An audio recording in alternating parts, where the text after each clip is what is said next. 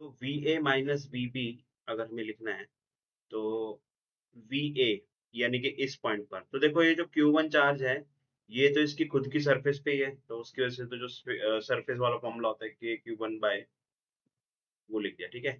फिर Q2 की वजह से यहाँ पर पोटेंशियल निकालना है। अब Q2 चार्ज जो है वो बाहर है, बाहर नहीं मतलब जो सेकंड स्फीयर है, ठीक है, इसकी सरफेस पे है।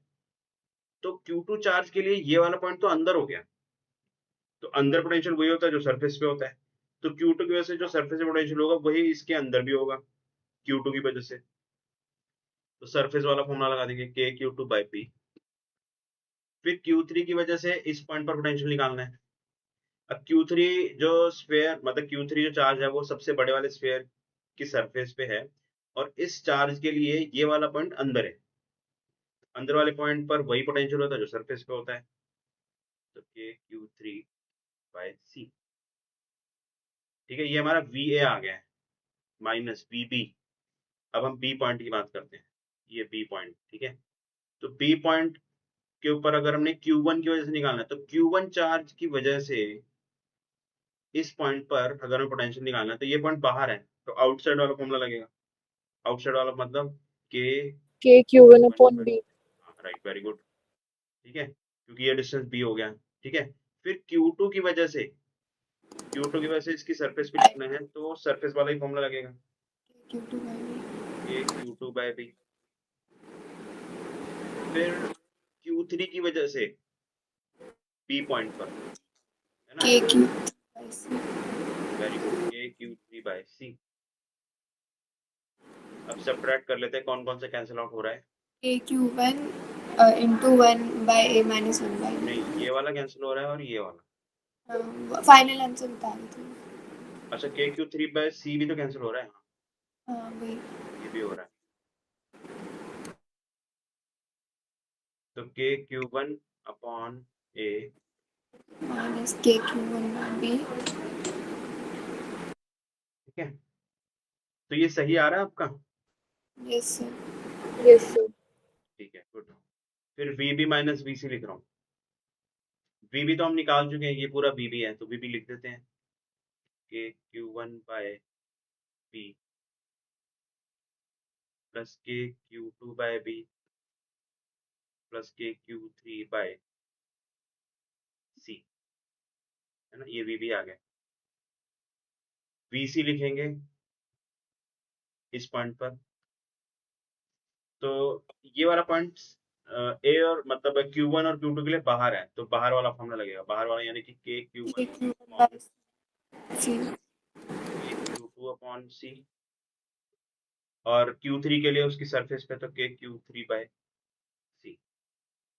ठीक है, तो क्या क्या कैंसिल आउट हो रहा है, के Q1, के क्यू वन बाई सी हो रहा है, नहीं के क्यू थ्री बाई सी। हाँ ये कैंसिल आउट, यस सर। और तो कुछ कैंसिल होगा नहीं, ठीक है। तो के Q1 कॉमन ले लिया तो 1/b माइनस 1/c, और फिर के Q2 कॉमन ले लिया तो 1/b माइनस 1, वन बाई सी। ठीक है। तो B B minus B C आ चुके यस हैं।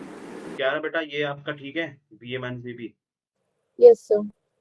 ठीक, चलो वेरी गुड, है ना। तो अब V A minus B C भी लिख देते हैं, चलो, अब सब कुछ तो आ ही गया है। तो V A minus B C, V A का जो एक्सप्रेशन है वो ये रहा, तो के Q1 अपॉन ए, के Q2 अपॉन बी, बी है। सर तो जो वी वी माइनस वी सी निकला उसमें अगर हम इनर शेल में ए वाले शेल में कितना भी चार्ज बढ़ा दें वो उसका इफेक्ट नहीं पड़ेगा। जो V B minus potential B difference. C है उसकी बात कर रहे हो ना, हाँ। इसमें Q3 से कोई फर्क नहीं पड़ रहा है, आउटर मोस्ट वाला जो है Q3, उससे कोई फर्क नहीं हाँ। पड़ रहा है ना। और यहाँ पर देखो V A minus B B, इन दो के बीच में ना तो Q3 से कोई फर्क पड़ रहा है ना Q2 से कोई फर्क पड़ रहा है ना। इन शॉर्ट आप याद रख सकते हो, जब ऐसे कॉन्सेंट्रिक स्फेयर्स होंगे तो जो आउटर मोस्ट वाले चार्जेस हैं उनकी वजह से फर्क नहीं पड़ रहा है। ओके। और अब ये जो वी हाँ, V A minus B C जो है, ठीक है, वो हम निकाल रहे हैं अभी। सर बताइए। मतलब वही अभी आपने वही बताया ना कि जैसे वी ए और वी बी है, अगर हम वी बी पे चार्ज गिराते हैं तो ए को फर्क नहीं पड़ेगा बट सी को पड़ेगा। नहीं, वो डिपेंड करता है आप पोटेंशियल डिफरेंस कौन सा ले रहे हो। जैसे अगर आप V A minus B B ले रहे हो, तो उस पर क्यू टू और क्यू थ्री का फर्क नहीं पड़ेगा। फिर अगर B B minus B C ले रहे हो, तो उस पर सिर्फ क्यू थ्री का फर्क नहीं पड़ेगा, है ना। यस।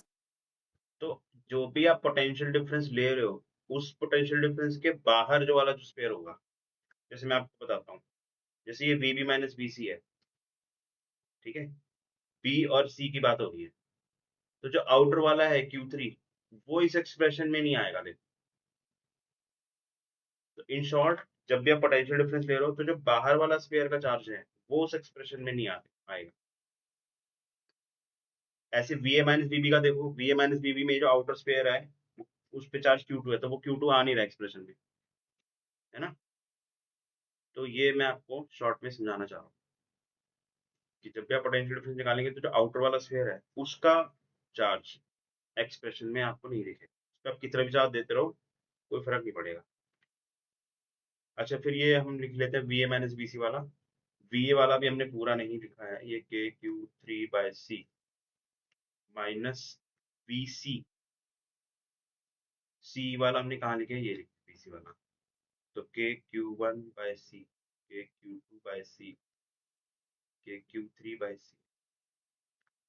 कुछ कैंसिल हो रहा है, K Q three by C cancel out होगा, बस, और तो कुछ कैंसिल होगा नहीं। तो के क्यू वन ले लिया, तो ये one upon A minus one upon C. K Q two बाहर ले लिया, one upon B minus one upon C. ये हमारा B A minus B C आ। Yes sir.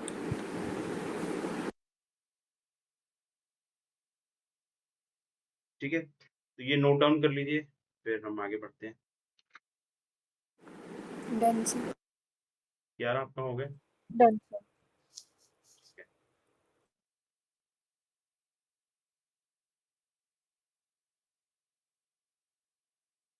अब इसमें ना एक चार्ट डिस्ट्रीब्यूशन वाले क्वेश्चन भी आते हैं।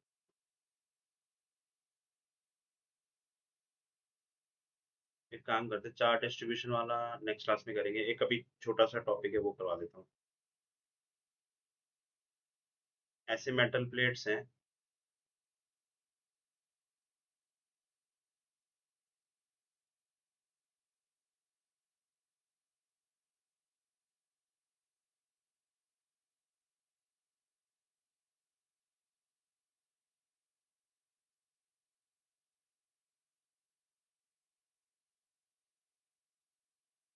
चलो ये हम दो रखते हैं। दो प्लेट्स हैं, ठीक है, ऐसा अरेंजमेंट है। Conducting plates. क्या हुआ? Conducting plates. हाँ, कंडक्टिंग प्लेट्स हैं, इधर प्लस और माइनस है, और इधर दोनों प्लस प्लस है।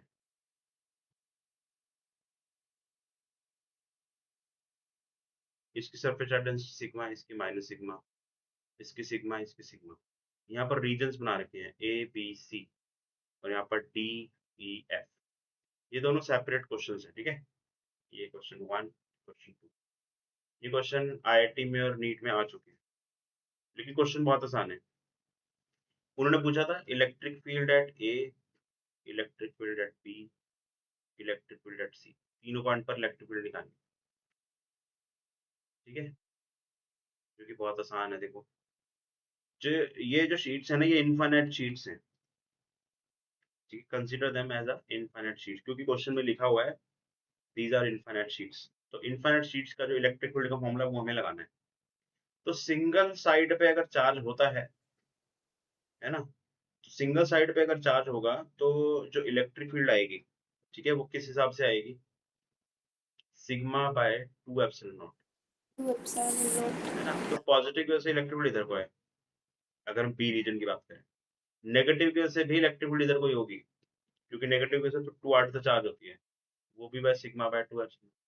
तो बीच में जो इलेक्ट्रिक फील्ड है, वो कितनी हो गई, यानी कि ईबी, ये हो गया सिग्मा बाय एप्सिलॉन। अब ए पॉइंट की बात करें, पॉजिटिव चार्ज की वजह से इधर को होगी electric field, sigma by two epsilon not. और जो नेगेटिव चार्ज है उसकी वजह से इधर को होगी, ये 0 आ जाएगा, यानी कि ए पॉइंट पर 0। सिमिलरली यहाँ पर देखो, नेगेटिव की वजह से इलेक्ट्रिक फील्ड इधर सिग्मा बाय 2 एप्सिलॉन नॉट, और पॉजिटिव की वजह से इधर, है ना, ये वाला माइनस हो गया, ये वाला प्लस हो गया, अगेन 0 आ गया। ठीक है, तो यस सर मतलब आप पॉइंट चार्ज रखा है कोई? नहीं नहीं, पूरी प्लेट पे चार्जेस है ना, सरफेस चार्ज डेंसिटी दी हुई है, सरफेस चार्ज डेंसिटी दी हुई है, और ये अब दोनों सिग्मा है मान लो, ठीक है, और एक साइड ही है चार्ज, ठीक है, और एक साइड है या फिर